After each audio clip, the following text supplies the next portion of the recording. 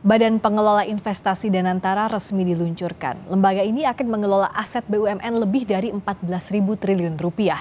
Lalu bagaimana memastikan pengelolaan Danantara ini bisa berjalan baik, transparan dan bebas dari konflik kepentingan?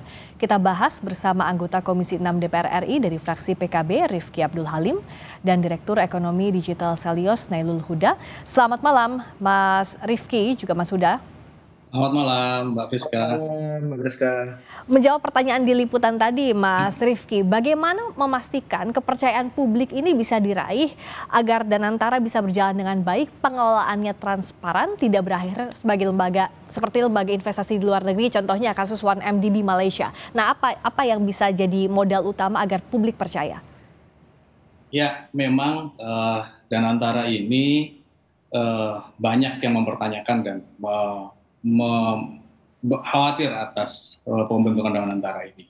Kekhawatiran berakhir kayak 1MDB di Malaysia ini menurut saya menjadi alarm bagi pengurus Danantara itu sendiri.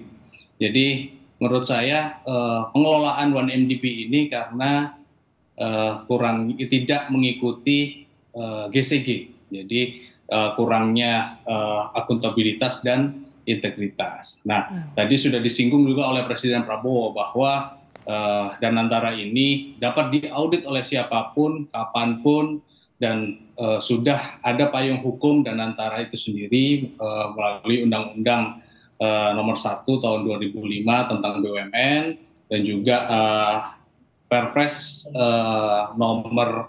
Perpres nomor 10 tahun 2025 tentang organisasi dan tata kelola BPI Danantara. Nah, posisi publik saat ini banyak yang optimis dan banyak yang pesimis. Nah, yang terpenting pemerintah harus menjelaskan terkait Danantara ini sendiri dengan detail dan menyeluruh agar publik ini bisa paham maksud dan tujuannya dibentuknya Danantara itu sendiri.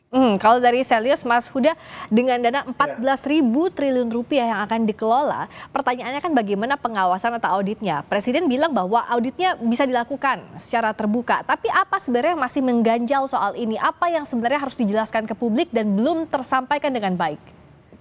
Ya, yang pasti seperti ini, Mbak. Kita tahu semua bahwa di dalam Undang-Undang BUMN yang baru ada imunitas ya bagi Danantara dan juga BUMN kelolaannya yang dia dipisahkan dari kekayaan negara gitu kan. Jadi dia disebut kekayaan BUMN. Nah, imunitas inilah yang saya sayangkan sebenarnya ketika ada revisi Undang-Undang BUMN ini gitu kan, bahwa sekarang ketika BPK ingin masuk untuk mengaudit ya, audit laporan keuangan maupun kinerja, itu tidak dapat dilakukan seperti sedia kala gitu kan. Ada harus persetujuan dari Mas Rifki dan kawan-kawan di parlemen gitu kan, yang sehingga ini bisa menghambat proses dari transparansi Danantara itu sendiri gitu kan, bahwa Prabowo sampaikan bisa audit siapapun gitu kan, dan bahkan tadi di VT kita juga mendengar bahwa ada Pak Rosan menyebut dari luar negeri dan sebagainya. Kemungkinan besar ini ditujukan kepada kantor akuntan publik gitu kan, bukan yang memang resmi dimiliki oleh negara seperti BPK.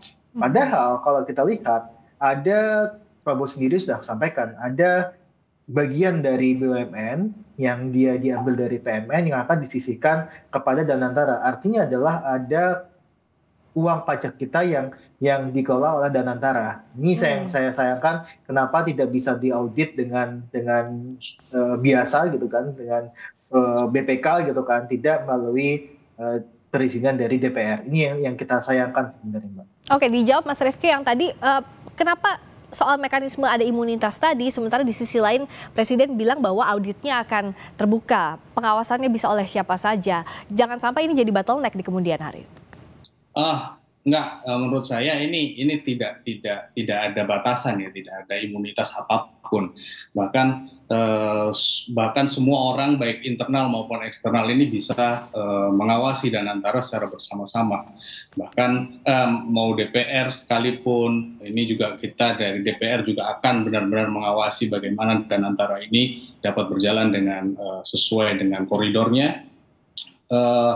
Auditor internal juga ada, audit eksternal juga pasti ada, dan ini juga membuka untuk semua pihak bisa mengawasi Danantara secara bersama-sama. Jadi di sini saya juga mengajak kepada semua kalangan untuk bersama-sama mengawasi Danantara ini bisa berjalan sesuai relnya, baik dari teman-teman media maupun teman-teman ormas maupun teman-teman CSO, NGO dan lain-lain, itu bisa lah mengawasi itu semua.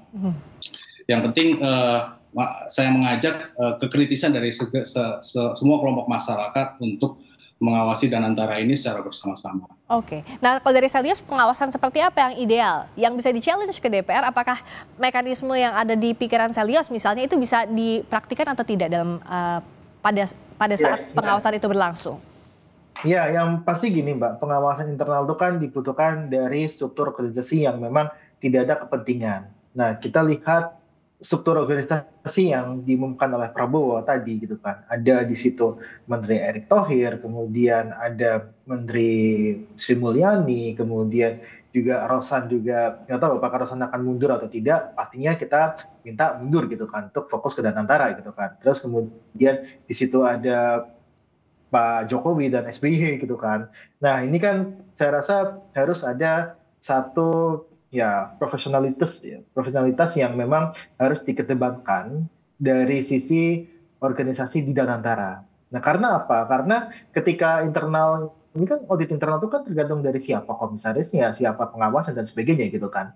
Kalau misalkan ini dia tidak ada sistem di internal yang baik, saya rasa ini bisa jadi celah gitu kan, celah bagi Danantara untuk menjadi one MDB, meskipun kita semua harus menghindari itu kan. Kita tidak bolehlah berharap Danantara seperti one MDB. Tapi ketika ini diisi oleh orang-orang yang tidak profesional, kita rasa nasibnya bakalan sama gitu kan. Makanya kita dalam beberapa kali kesempatan kita minta bahwa Danantara ini harus diisi oleh orang yang berkualitas, profesional, dan juga tidak ada sangkut pautnya terhadap kepentingan politik maupun kepentingan pribadi gitu kan. Kita tahu semuanya bahwa di sisi ada Pak Jokowi, Pak SBY, dan kemudian ada beberapa ada Menteri BUMN pun yang sebagai Dewan Pengawas mempunyai kekuatan yang cukup besar dalam hal tadi untuk mengarahkan bagaimana sih nanti Danantara ini bisa berlayar gitu kan. Nah ini yang kita khawatirkan terjadi sesuatu yang memang di luar kehendak dari presiden, yang pasti yang kita takutkan adalah adanya intervensi dari orang-orang dari partai politik yang bisa membuat Danantara ini tidak bekerja secara optimal. Oke, ada kekhawatiran struktur Danantara yang bebas kepentingan ini bisa terwujud atau tidak kalau diisinya misalnya politisi atau ada mantan presiden dan orang-orang yang saat ini merangkap jabatan. Kami juga masih bersama dengan anggota Komisi 6 DPR RI, fraksi PKB Rifki Abdul Halim, dan Direktur Ekonomi Digital Selyos Nailul Huda masih membahas soal Danantara. Saya ke Mas Rifki, bagaimana menjawab kekhawatiran struktur Danantara yang diisi oleh misalnya mantan presiden, lalu ada yang masih menjabat sebagai menteri, bagaimana memastikan struktur sekarang ini bebas konflik kepentingan? Karena kan ini akan terkait juga dengan apa yang kita bahas sejak awal soal pengawasan internalnya. Bagaimana agar ini bisa bebas dari intervensi, Mas Rifki? Ya, terima kasih Mbak Friska. Menurut saya profesionalisme ini dimiliki oleh berbagai macam pihak. Kita tidak bisa memisah-misahkan antara ini politisi atau profesional. Banyak politisi yang profesional mampu menyelesaikan hal-hal yang ekonomi dan maupun bisnis. Dan sebaliknya orang-orang profesional pun juga bisa menyelesaikan hal-hal yang dihadapi oleh politisi. Yang ingin saya tegaskan adalah pengawasan secara bersama-sama ini adalah kunci. Dan saya ingin kembali menegaskan apa yang sudah disampaikan oleh Presiden Prabowo bahwa Danantara ini dapat diawasi oleh siapapun, kapanpun, dan pengawasnya juga sudah cukup banyak menurut saya.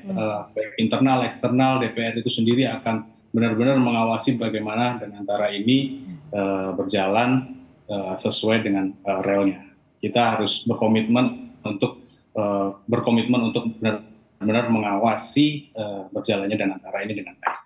Kalau dari Mas Huda, bagaimana bisa menakar pengawasan akan berjalan efektif ke depannya, dan bagaimana pula agar proyek strategis yang akan diinvestasikan dari Danantara ini betul-betul tepat sasaran? Ada 20 proyek strategis, jadi dari hal pengawasannya berjalan baik pun juga proyek strategisnya khususnya di bidang hilirisasi tambang misalnya itu memang tepat sasaran.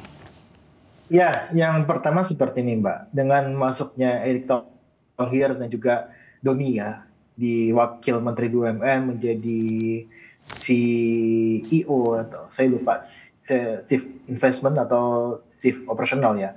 Tapi masuknya Pak Doni ke struktur Danantara ini menimbulkan semacam, kita sebutnya teori prinsipal agen.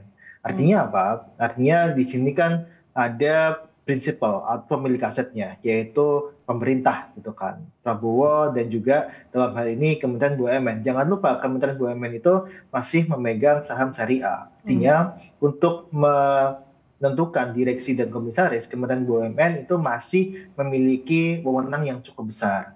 Nah, yang kedua adalah Danantara sebagai agen atau dia operasional untuk mengoperasikan BUMN di bawah Danantara. Nah, ini kan pasti kan butuh sesuatu yang saya rasa harus sifatnya independen gitu kan. Bahwa dia kalau kan kita kan bilang kan, misalkan penunjukan direksi dan komisaris PTA di bawah Danantara oleh Kementerian BUMN. Yang saya takutkan adalah ini si direksi dan komisaris ini akan nurut ke siapa gitu kan? Apakah nurut ke Danantara atau nurut ke Kementerian BUMN sebagai selaku yang menunjuk dia sebagai komisaris ataupun direksi. Nah, inilah yang ini yang diuji ya. Sebagai yang dua matahari kembar gitu kan. Kita saya rasa ada dua matahari kembar ini yang harus kita hindari. Makanya ini yang kita tekankan adalah profesionalitas dari ya tadi orang-orang yang duduk di Danantara. Oke, jadi profesionalitas orang-orang di dalam Danantara termasuk juga pengawasan yang sudah dijanjikan oleh Danantara, pemerintah maupun tadi juga dari DPR disampaikan Mas Rifki, inilah yang sama-sama diawasi, publik harus aktif dalam mengawasi, termasuk juga kinerja dari Danantara yang akan terus dipantau oleh masyarakat. Terima kasih Mas Rifki Abdul Halim dari fraksi PKB, anggota Komisi 6 DPR RI. Terima kasih juga Mas Nailul Huda, Direktur Ekonomi Digital Selyos. Selamat malam.